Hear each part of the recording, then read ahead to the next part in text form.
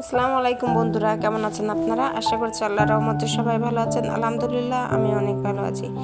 আজকে আমি আরও একটি ভিডিও নিয়ে আপনাদের মাঝে চলে এসেছি। আজকে আমি আপনাদের করে দেখাবো ঘরে তৈরি পপকর্ন। আমি এখানে একটা প্যান বসিয়ে দিয়েছি, প্যানটাকে একটু গরম করে নিয়েছি। আর প্যানের মধ্যে আমি এখন দিয়ে দেবো অল্প পরিমাণে তেল। আর এই তেলের মধ্যে দিয়ে দিলাম লবণটাকে দিয়ে আমি এখন হাফ কাপ পরিমাণে ভুট্টা দিয়ে দিলাম। ভুট্টাগুলো দিয়ে এখন আমি ভালোভাবে নাড়াচাড়া করে নেব। এখানে চুলার আঁচটা মিডিয়াম টু লো আঁচে রাখতে হবে।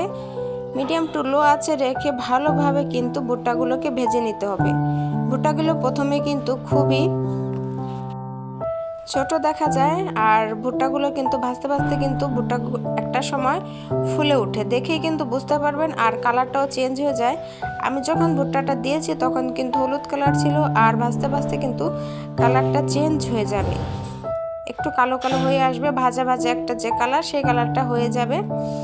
দেখুন, এভাবে কিন্তু অনবরত নাড়াচাড়া করে নিতে হবে, তা না হলে দেখা যাবে কি ভুট্টার একটা সাইড হচ্ছে একটা সাইড হচ্ছে না, একটা ভুট্টা কিন্তু ভালো ভাজা হচ্ছে আর একটা হচ্ছে না। এভাবে ভাজতে ভাজতে কিন্তু হঠাৎ করে দেখবেন একটা ভুট্টা কিন্তু আপনার পপকর্নের মতো ফুলে উঠেছে। দেখুন, একটা এভাবে যখন ফুলে উঠবে, পপকর্নগুলো ভাজা হবে, তখন কিন্তু ঢাকনাটা দিয়ে এভাবে ঢেকে দিতে হবে, তা না হলে কিন্তু সমস্ত ভুট্টা কিন্তু বাইরে পড়ে যাবে। আর অবশ্যই কিন্তু ঢাকনা দিয়ে ঢেকে এভাবে রেখে দেবো, আর এভাবে কিন্তু ভিতরে ভুট্টাগুলো পপকর্ন হয়ে যাবে। দেখে কিন্তু বোঝা যাচ্ছে আমি কিন্তু ভিডিওটি স্কিপ করছি না। অবশ্যই ভিডিওটার স্পিডটা একটু বাড়িয়ে দিয়েছি যেন আপনারা সম্পূর্ণটা দেখতে পারেন এবং বুঝতে পারেন। আমি এভাবে ঢাকনাটা রেখে সমস্ত ভুট্টাগুলোকে আমি পপকর্ন করে নেব।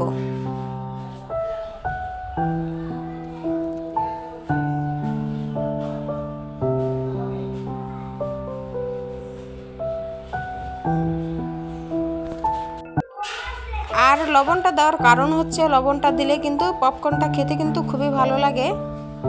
আপনারা চাইলে বিট লবণটাও দিয়ে দিতে পারেন উপর দিয়ে ছিটিয়ে পরে, তবে আমি কিন্তু লবণটা দিয়েছি, যখন খাবো তখন কিন্তু খুব ভালো লাগবে সেজন্য, তা না হলে কিন্তু পানসে পানসে লাগে, সেজন্য আমি লবণটা দিয়ে দিয়েছি।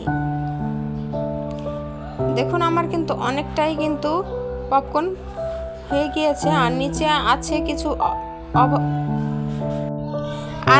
আছে কিছু অভাজা পপকর্ন, ওগুলো কিন্তু আস্তে আস্তে ফুটে যাবে, ফুটে পপকর্ন হয়ে যাবে।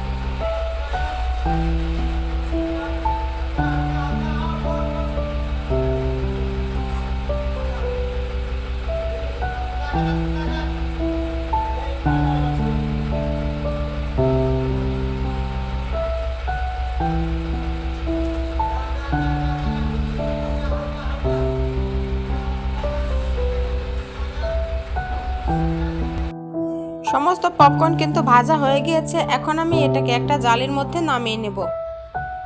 এখানে আমি একটা জালি নিয়েছি, এখন জালির মধ্যে আমি নামিয়ে নেব, যেহেতু গরম। আর এখানে কিন্তু প্যানেও রাখা যাবে না, নিচ দিয়ে দেখা যাবে প্যানের গরমটা কিন্তু পপকর্নগুলো পুড়ে যাবে, সেজন্য একটা জালির মধ্যে নিয়ে নিলাম।